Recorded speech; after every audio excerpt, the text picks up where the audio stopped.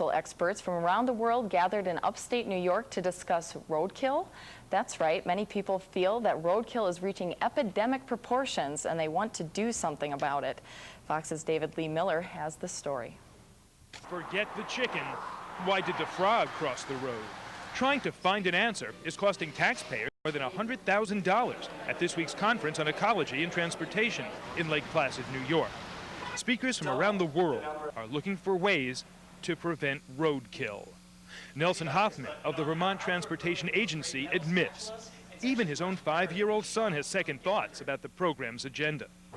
Why do you need to spend a whole week talking about that? Why don't you just tell people to stop running over animals? Hoffman came to explain how his state put up fencing to prevent frogs from getting run over by motorists.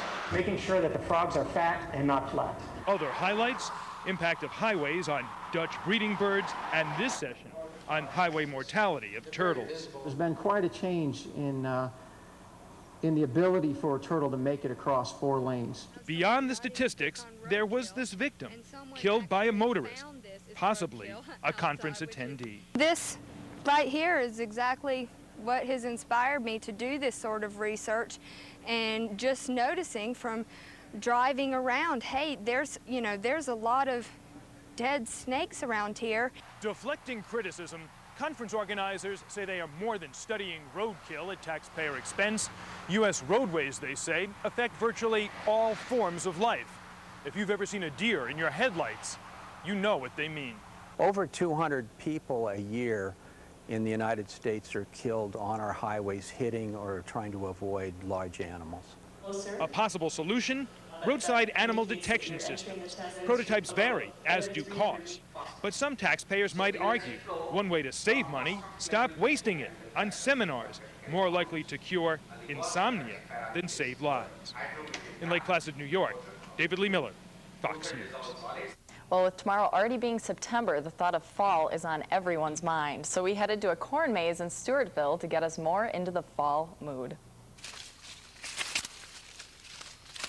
The Kings have fun with their maze. This is the 2nd year they've been open, but it's also a lot of hard work. And I do my walking here and pull leaves all the way, anything that's hanging in their face. We got to keep them pulled off or they'll cut your, if you rubber crossed them, they cut your. But a lot of the maze visitors don't know anything about the upkeep involved because I've never seen corn. Never seen corn. I was raised in New York City, born and raised in New York City. The Kings got a little worried when it took so long for this city slicker to find her way back. They've been in there well over 45 minutes. They'll be coming up on an hour. But like all of the Kings visitors, she did make it back and has this advice for anyone thinking of coming out to the farm. Left, right, left, left, left, right, and don't go near the green. And pray a lot, because looking at the farm doesn't get you out of there. You just get more lost, and I think that's part of their trick. Well, King Farms Corn Maze is 2.5 miles east on Highway 30, but make sure you watch for the signs. And if you want to make an appointment to see the maze, you can call 507-533-8472. Well, while I was out there today, all they were doing was talking about how dry it's been and that their corn and the pumpkins are 3 weeks ahead of schedule. So yeah, there's a huge